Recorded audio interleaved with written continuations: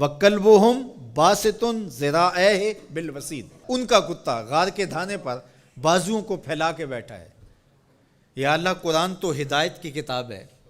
سراسر ہدایت، لفظ لفظ ہدایت، حرف حرف ہدایت، تو کتے کے بیٹھنے کے سٹائل کو تو نے قرآن میں بیان کیا، تو اس میں ہمارے لیے کیا ہدایت ہے؟ کہا یہی تو بتانا چاہتا ہوں کہ ذات کا کتا بھی ہو،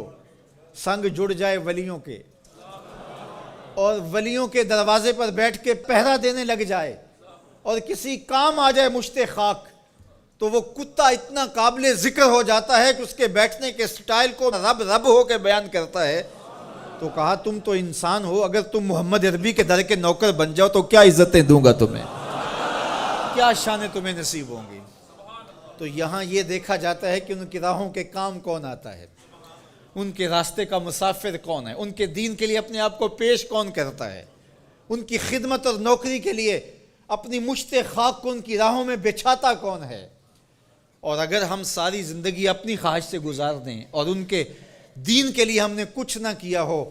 تو پھر ہم دیکھیں کہ ہم کھڑے کہاں ہیں۔ اقدس تیرے پاؤں میں نہ کوئی کانٹا نہ کوئی زخم، پھر کیوں ہاتھ میں پرچم اسلام لیا تھا۔ اللہ تعالیٰ جل شانہ کی نعمتیں، اس کی کرم نوازی ہمارے اوپر پہم برسیں، لیکن ہم اس کے شکر گزار بندے نہ ہوں، نماز پڑھنا ہمارے لیے بوجھل بن جائے۔ تو کہا پھر گھوڑے اچھے ہیں، وہ اللہ کی راہ میں چلتے تو ہیں، کام تو آتے ہیں۔ تو کہا ان الانسان لربہ لکنود، بے شک انسان اپنے رب کا ناشکرہ ہے۔ اس زمین کو ارض کنود کہتے ہیں کہ جہاں کچھ نہ اگتا ہو، بنجر زمین، جہاں نہ سبزہ اگتا ہو کہ جانور چارہ کھا سکیں، نہ کوئی درخت اگتا ہو جس سے کوئی سایہ لیا جا سکے، نہ کوئی ایسا درخت اگتا ہو جس سے کوئی پھل حاصل کیا جا سکے،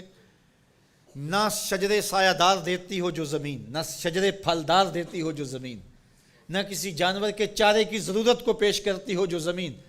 اس کو کہتے ہیں ارض کنود۔ وہ بنجر شخص جو انسانیت کے لیے نفع بخش نہیں ہے، لوگوں کے لیے خیر کا سبب نہیں ہے، انسانیت کے لیے نافع نہیں ہے اس کا وجود، تو وہ کنود ہے، وہ کسی کام کا نہیں ہے، وہ بنجر ہے۔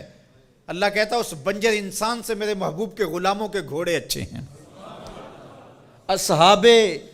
کہف کی غار کے دروازے پر بیٹھا ہوا کتا اچھا ہے، تو ہمیں پسند ہیں جو اس کے راستے میں کام آتے ہیں۔ میں اور آپ دیکھیں کہ ہم کہیں بنجر تو نہیں ہیں،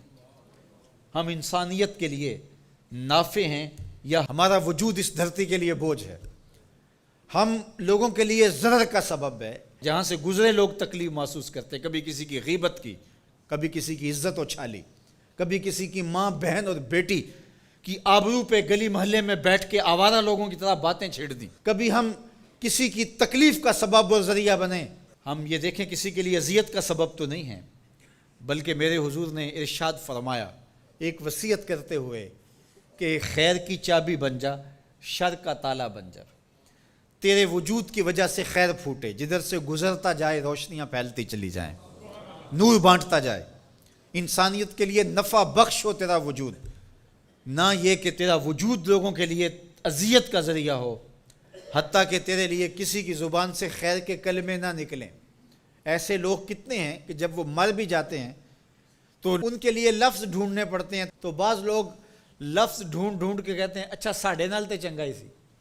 اس کا مطلب یہ اس نے لوگوں کی ناک میں دم کر رکھا تھا، اس کی شر سے صرف میں ہی بچا ہوں۔ وہ ایسا شخص ہے کہ اس کی تعریف آپ بھرے مجمع میں نہیں کر سکتے، لوگ کہیں گے تم جھوٹ بول رہے ہو۔ اور کتنا خوش بخت اور خوش نصیب شخص ہے کہ جب وہ اس دھرتی کو چھوڑتا ہے تو زمین کی مٹی بھی روتی ہے، در و دیوار بھی اشک بہاتے ہیں، اور زمانہ کہتا ہے کہ یہ تو چراغاں تھا، یہ تو نور تھا بزم عالم کا، اس کے دم سے روشنیاں تھیں، یہ کیا گیا کہ زندگی کی ساری رونقیں ماند پڑ گئی، گویا روشنیاں بجھ گئیں اس کے جانے سے۔ تو خیر کا سبب اور خیر کا ذریعہ بنو، نہ کہ برائی کا ذریعہ بنو۔